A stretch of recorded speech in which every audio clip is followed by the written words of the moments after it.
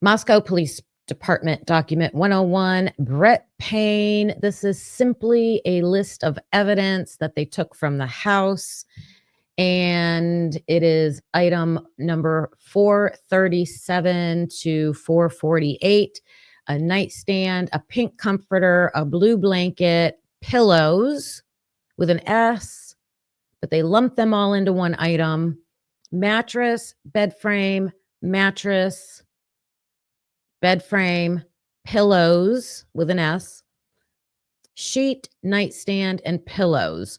So only 2 mattresses and 2 bed frames. Interesting. And that was at approximately 1400 hours on January 6th. That's crazy.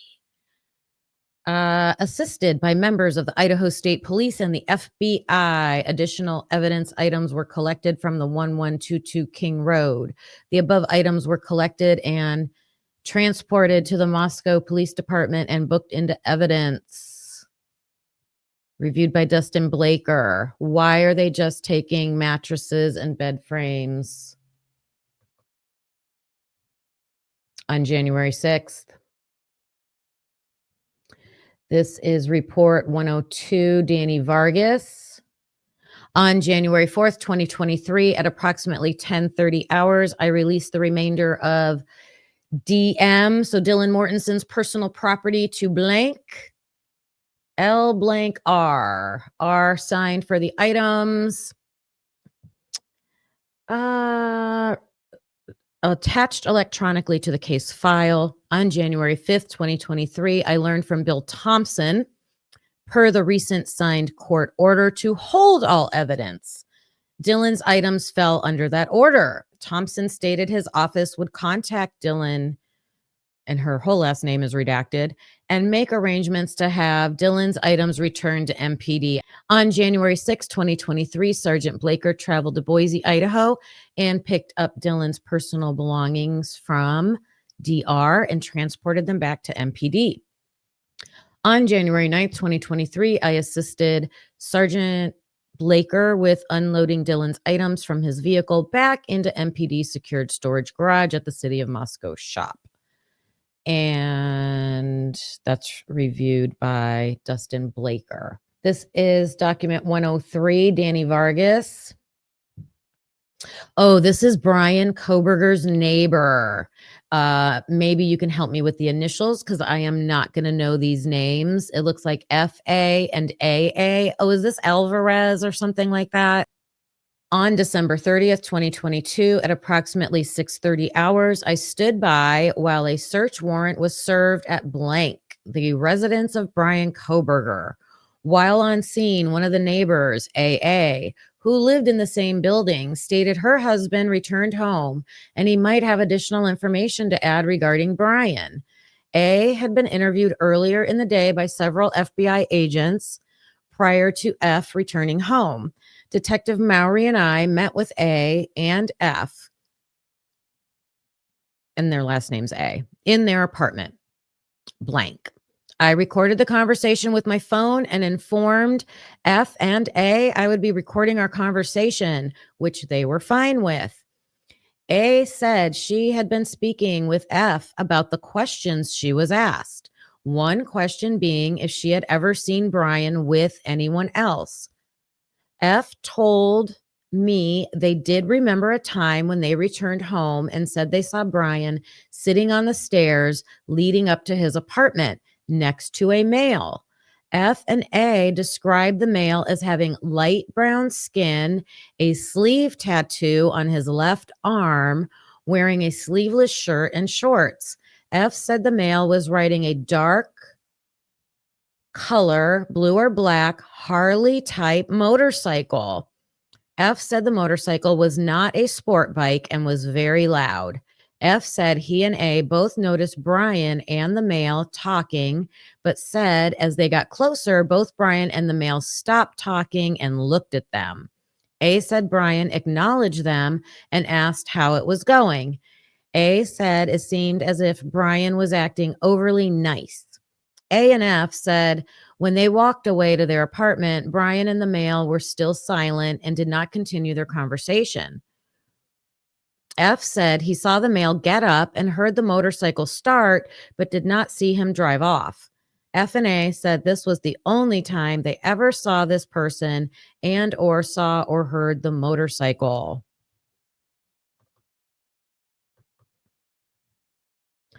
F and A said Brian seemed like a quiet person, and they remembered meeting Brian's dad when Brian moved in. F said Brian's dad was very talkative. F and A said Brian's car was always clean and neat, even on rainy days. A said Brian would often park his car right in front of their bedroom window, and they would notice the headlights when he came and went. F and A did not notice when and if Brian changed the plates on his vehicle. F looked through his phone and thought on the night of the murders, he probably went to bed around midnight. F did not remember seeing lights from Brian's car or knowing if Brian was home or not. F mentioned on another occasion seeing Brian return home around 100 hours and said he was wearing dark clothing, had on a dark colored backpack, and when they said hi to him, he seemed pretty short with them. F did not remember what day this occurred, but said it was not the night of the murders. A said she worked late hours often and would also see Brian returning home around the same time she would, around 100 to 200 hours. So 1 o'clock to 2 o'clock in the morning. We thanked F&A for their time and told them to contact us if they remembered anything else. Our conversation with F&A was recorded and is booked on a DVD into MPD evidence. And then they redacted their names and, I don't know, address or phone number. And this was reviewed by Dustin Blaker. All right, this is 104, Brett Payne again. On November 23rd, 2022, at approximately 20:39 hours, MM, here she is, came to the Moscow Police Department to be interviewed about her presence in the area of 1122 King Road during the early morning hours of November 13th, 2022. This is Molly. McMichaels was identified as being in the area through records obtained from DoorDash via a search warrant and was confirmed as being in the area based off a Google geofence warrant, which was obtained as a result of this investigation.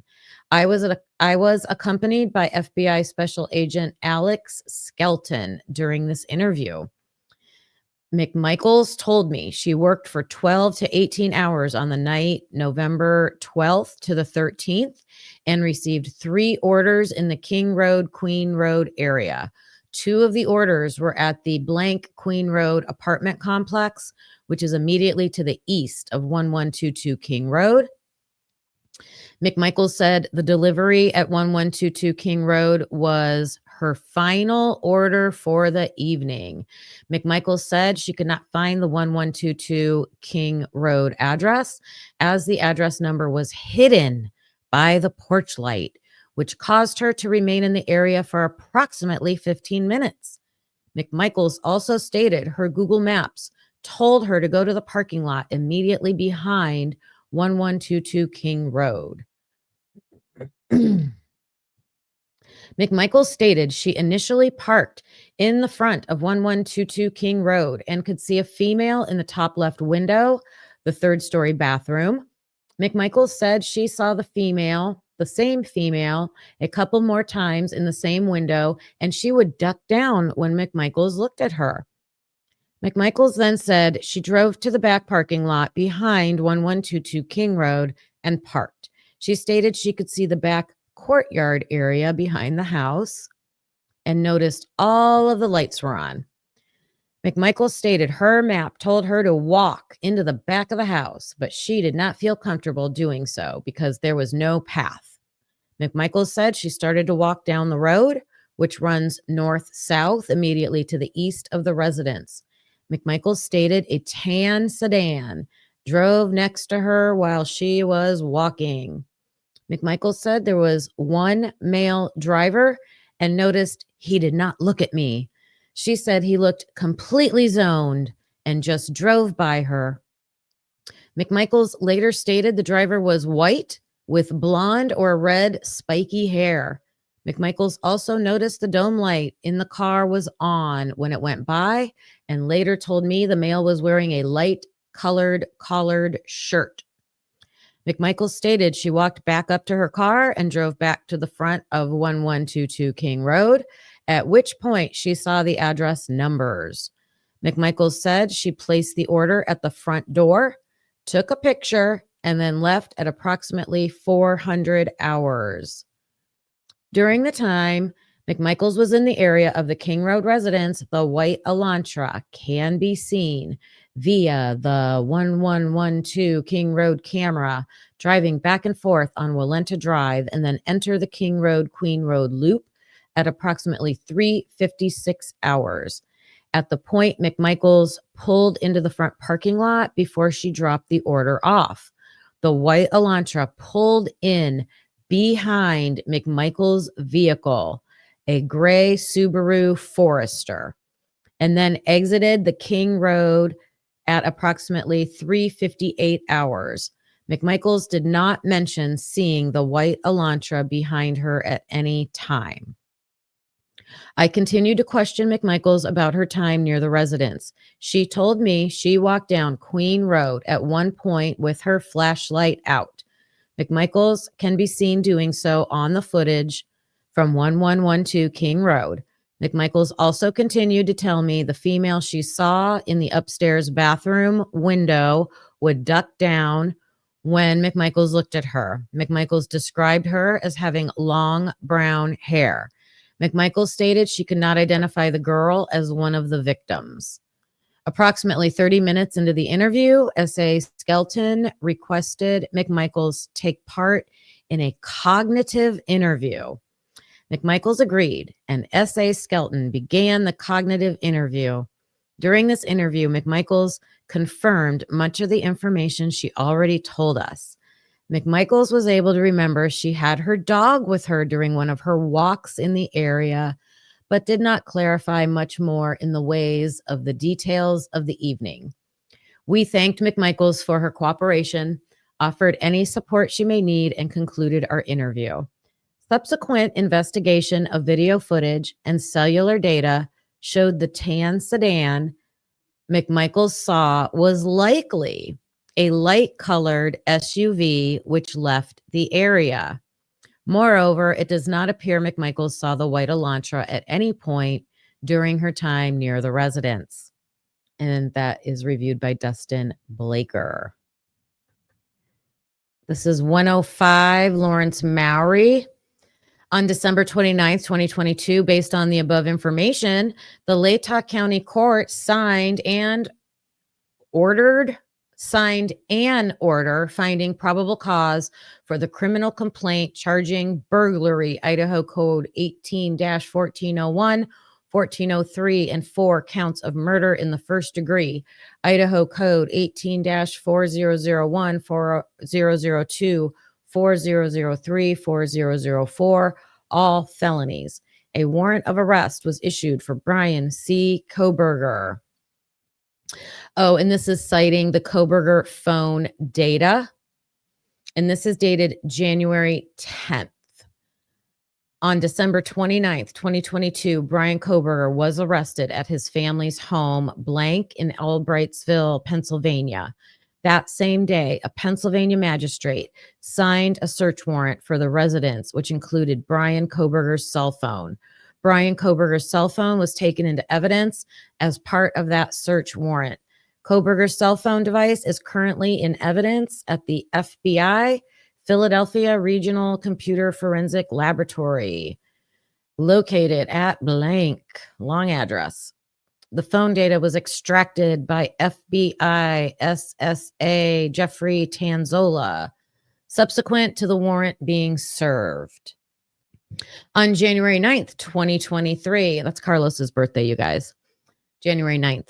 On January 9th, 2023, I received a hard drive from SSA Tanzola, which contains a copy of the data extracted from the phone belonging to Kohberger.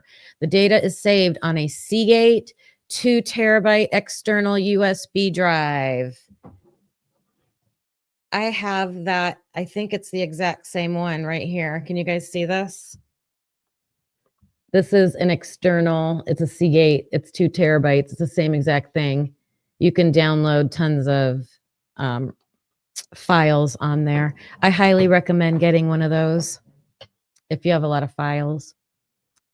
So you can take them off your computer and not bog down your computer. And is labeled as Philadelphia RCFL evidence number 000-43447. I applied for and was granted a warrant seeking the evidence from the hard drive provided by Pennsylvania, which contains a forensic image of Bryan Kohberger's phone, which was stored in the secured computer forensics lab at the Moscow Police Department. At 15:50 hours on January 9th, 2023, I served the warrant on the hard drive located in the forensics lab. Pursuant to the warrant, I downloaded the files to the forensic computers located in the secure forensic computer lab at the Moscow Police Department. I completed the warrant, return receipt, and affidavit. These documents were sent to the Latah County Prosecutor's Office to be returned to the court. I also left a copy of the receipt and warrant with the drive, which was placed back into evidence. I began examining the data for any accounts linked to the phone and Kohberger with other electronic service providers such as Facebook, Snapchat, etc. I located the following installed applications: website history, screenshots, and usernames, passwords associated with an electronic service provider.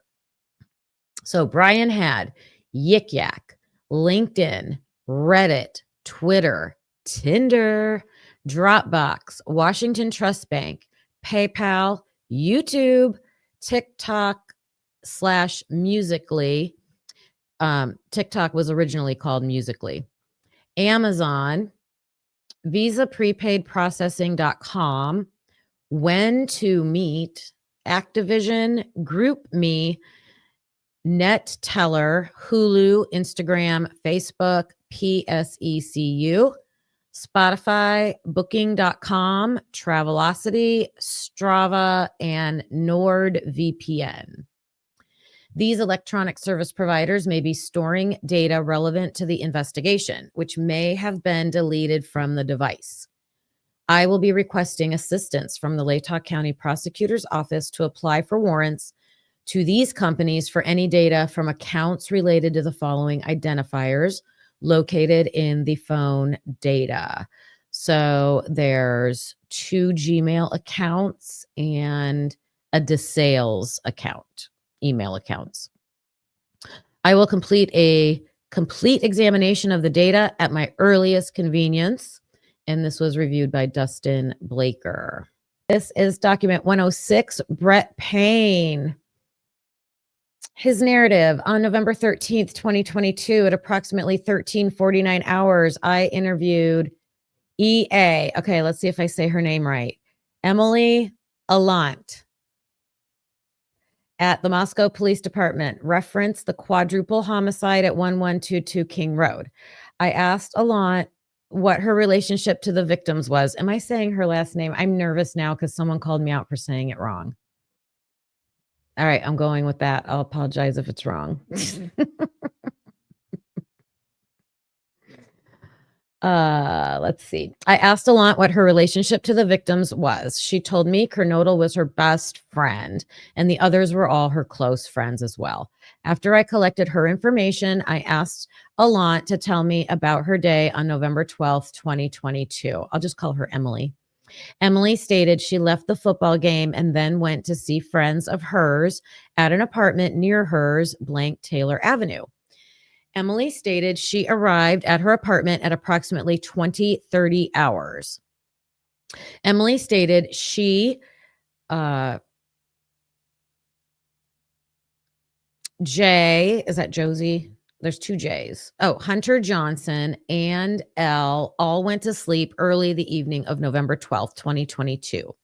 Emily stated they planned to go to the blank lodge party, but did not end up going. That's the Sigma Chi lodge party, but did not end up going. Emily stated she and Hunter woke up at approximately 100 hours and then stayed up watching TV until approximately 300 hours, at which point they went back to sleep. Emily stated she woke up at approximately 10:30 hours on November 13th, 2022. Emily stated Mortensen called her at approximately 11:51 hours that morning and said last night around 4 a.m. she heard and saw a man, and she and Bethany were locked in their room sleeping, and added she wanted Emily to come over to check the house because she was too scared. Emily also said Mortensen heard Gonsalves scream and run up the stairs. A while later, Mortensen came out of her room and saw the man staring at her. Emily stated the man didn't do anything to Mortensen. Mortensen said she stayed locked in her room and heard the side door close, so she ran into Bethany's room. I asked Emily if she asked Mortensen why she didn't call anyone that night. Emily stated Mortensen told her it was because she was intoxicated and didn't want to believe what was going on. Mortensen also told Emily the man was wearing a mask and could only see his eyes and nose. Emily stated, is this Johnson? Hunter went over to the house just before her when Emily arrived. She stated she went upstairs but was stopped by Johnson, who told Emily she didn't want to see it. Emily went back outside and officers responded. I asked Emily if anything seemed out of the ordinary from what she saw. She told me there was a large party at the house on Friday, November 11th, 2022. Emily stated the house was a mess due to the party. Emily also told me she saw a knife laying on the floor at the top of the stairs when she went inside. Emily described the knife as a steak knife.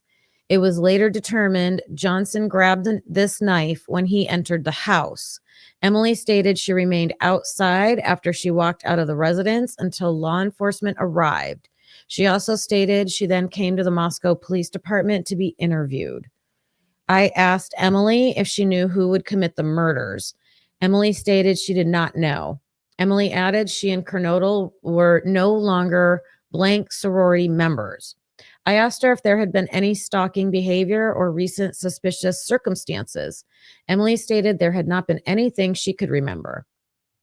She also stated there were no other conflicts with the other victims she knew of. I concluded my interview with Emily after collecting the information about her cell phone. And that was reviewed by Dustin Blaker. This is 107. I'm reading this one and three more.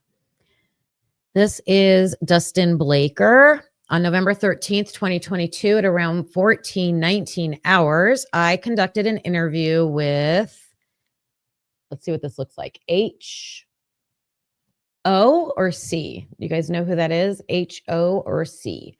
At the Moscow Police Department. H, and then a big long redaction, one of the victims. What is this? Dated? Was friends with? Is a relative of? It's something like that. H, and then it's redacted. One of the dated? Something. Oh, it's a fraternity member, so maybe. Okay, let's see if we can get some more context clues. H is a student at the University of Idaho and is a member of the blank fraternity. H lives at the fraternity. H told me he and Ethan went to a formal dinner with their sister. Oh, this is Hunter. Okay, I gotcha. Hunter Chapin, a brother of one of the victims. Okay, I got it. Hunter told me he and Ethan went to a formal dinner with their sister Maisie. Should be Chapin. Maisie is a member of the blank sorority. The formal was at around 1800 hours at Hunga Dunga. After the formal was After the formal was over, they went back to blank. Ethan, Xana, and Hunter were all hanging out in his apartment room at the blank fraternity. Hunter last saw Ethan and Xana at 21 hours when he left his apartment to go up to the main lodge where the house party was at. Hunter returned at 21:15 hours and Ethan and Xana were gone. Hunter stated he went to bed at around 2200 hours. I asked Hunter if Ethan had any issues with anyone, and he told me no. I asked Hunter if he knew if Xana had any issues with anyone, and he told me no. Hunter was not able to provide me with any further information. That's interesting. That was reviewed by Corporal Payne. This is report 108, and it's Dustin Blaker. On November 11th, 2022, at around 14:27 hours, I conducted an interview on JL at the Moscow Police Department. Jay told me she lives at blank Taylor Avenue. If you guys know who this is, let me know. Jay told me she lives at blank Taylor Avenue blank. These apartments are referred to as the Whites. Jay stated she went to 1122 King Road in the afternoon of November 12th, 2022, and was hanging out with Xana.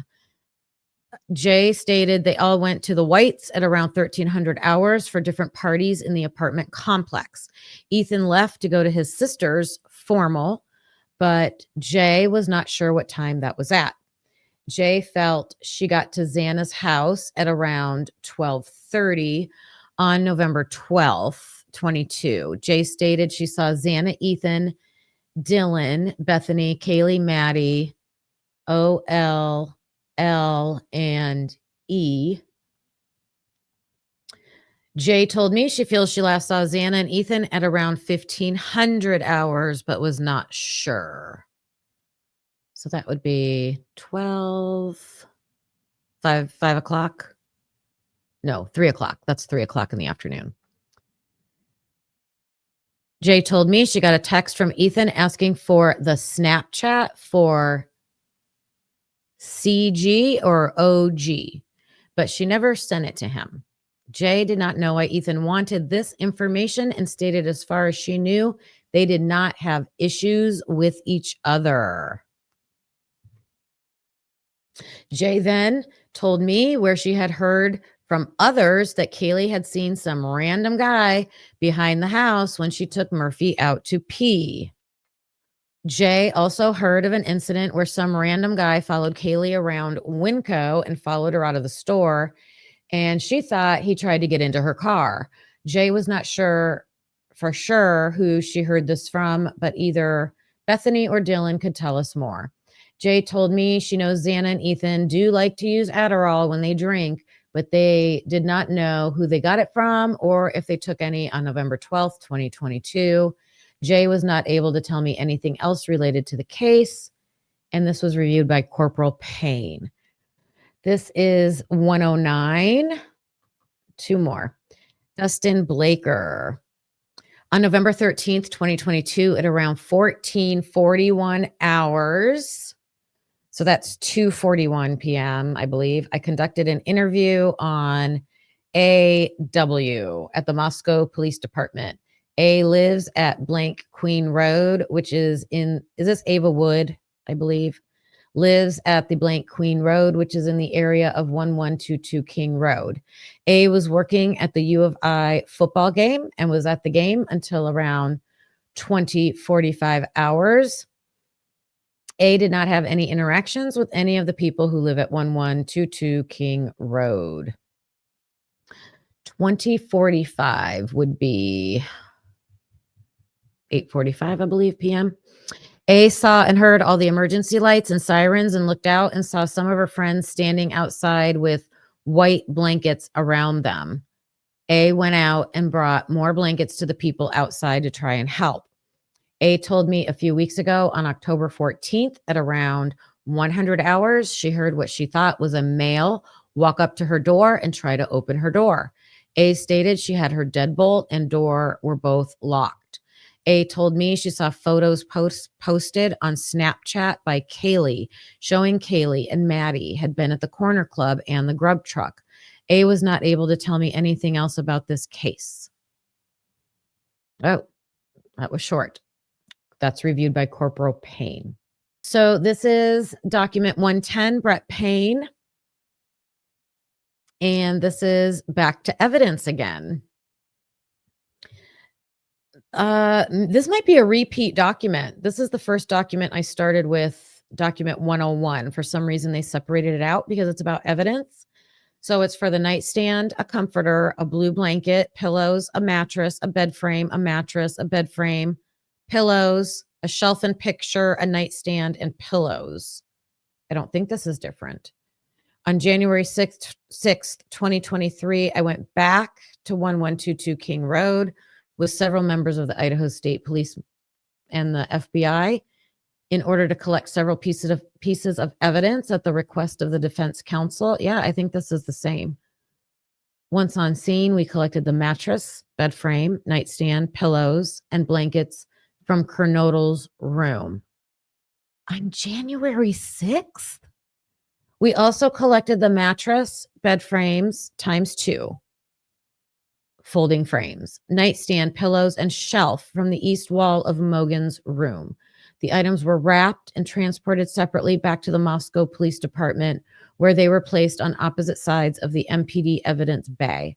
I completed the evidence involvement for each item, and they were secured in the bay. And that was reviewed by Dustin Blaker. You guys are awesome and amazing. Thanks for all your ideas and information in the chat.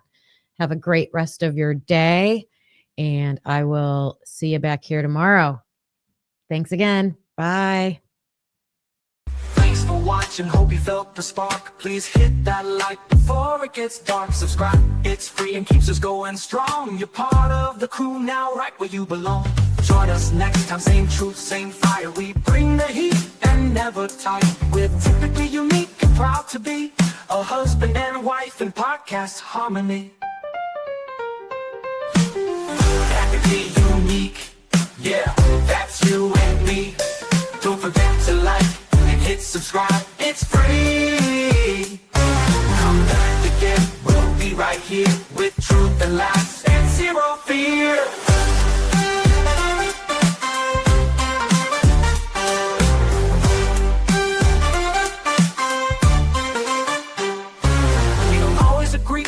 Show.